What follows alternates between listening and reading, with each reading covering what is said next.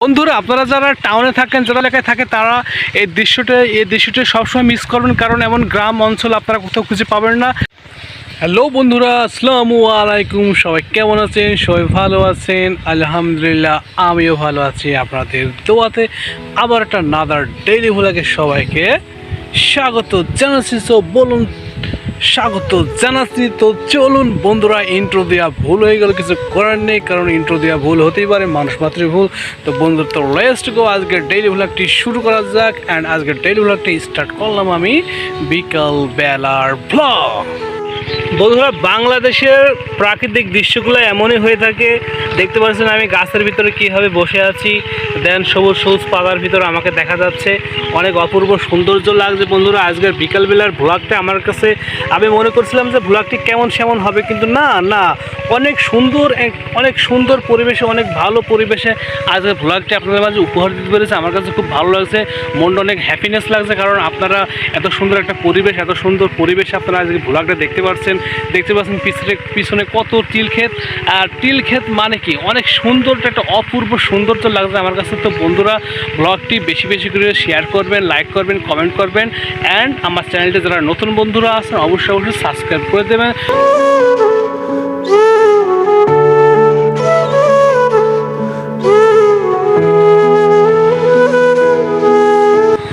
বন্ধুরা, এই ক্ষেত আমি জানতাম না, এখানে এত সুন্দর একটা চাষ করেছে চাষিরা। কিন্তু আমি চলে আসলাম ফার্স্ট টাইম এই মাঠে, দেখছি যে এই সুন্দর সুন্দর দেখতে পাচ্ছেন ফুল। এই ফুল থেকে তিল তৈরি হয়। এই তিল অনেক সুস্বাদু খাবার তৈরি হয়। যা হোক, আমি জানতাম না এত সুন্দর একটা ক্ষেত তৈরি করেছে এই মাঠে। তো আসলাম ফার্স্ট টাইম। তো দেখতে পাচ্ছেন অনেক সুন্দর একটা ক্ষেতের ভিতর দিয়ে আমি হেঁটে যাচ্ছি। পিছনে একটা ছোট্ট একটা রাস্তা আছে, এই রাস্তাতে আমি হেঁটে যাচ্ছি মাঠের ভিতরেই। আজকে এসেছি ভ্লগ একা। আমি মেন কথা কি, আমি ডেইলি ভ্লগ আমি একাই করি। নিজের লাইফস্টাইল ভ্লগটা আমার কাছে ভালো লাগে, ওই জন্য আজকে একা চলে আসলাম মাঠে। যা হোক, তিলের ভিতরে মাঠগুলো অনেক সাধারণ, অনেক সুন্দর লাগছে আমার কাছে। বন্ধুরা, দেখতে পাচ্ছেন বাংলাদেশের প্রাকৃতিক দৃশ্য, কত সুন্দর ফুল দেখতে পাচ্ছেন, অপূর্ব সৌন্দর্য। আর ফুলগুলো অনেক ভালো লাগে, বাসনাগুলো অনেক সেন্ট, অনেক সুন্দর সুগন্ধ। তিল গাছ, এই আবাদগুলো আমি প্রথম দেখছি। যা হোক, আপনারা অনেক দেখতে পারবেন, কিন্তু আমি দেখি না। এই প্রথমত আমি আবাদ দেখছি, এত সুন্দর আবাদ করেছে আমাদের এলাকায়।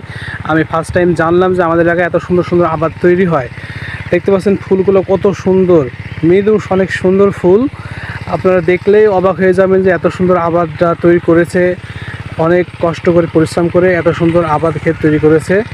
যা হোক, অনেক ভালো লাগছে দেখে, মনটাই ভরে গেল যে এত সুন্দর আবাদ আমাদের এলাকায় তৈরি হয়। বন্ধুরা, আপনারা যারা টাউনে থাকেন, যারা শহর এলাকায় থাকে, তারা এই দৃশ্যটা সবসময় মিস করবেন, কারণ এমন গ্রাম অঞ্চল আপনারা কোথাও খুঁজে পাবেন না।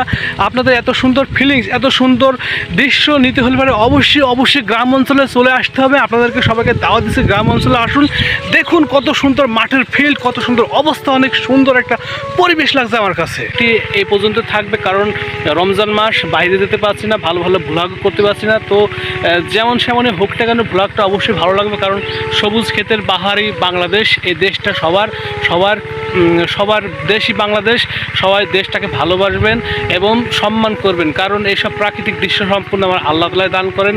কারোর ক্ষমতা নেই না একটা সুন্দর একটা গাছ তৈরি করার। তো এত সুন্দর গাছের ভিতরে বসে আপনাদের মাঝে ভ্লগ উপহার দিলাম। অবশ্যই ব্লগটা লাইক করবেন অ্যান্ড কমেন্ট করবেন। আর নেক্সট টাইম আবার নাদার ভ্লগে সবাইকে স্বাগত জানাবো। তো বন্ধুরা, বিদায় জানাচ্ছি। আসসালামু আলাইকুম, আল্লাহ হাফেজ।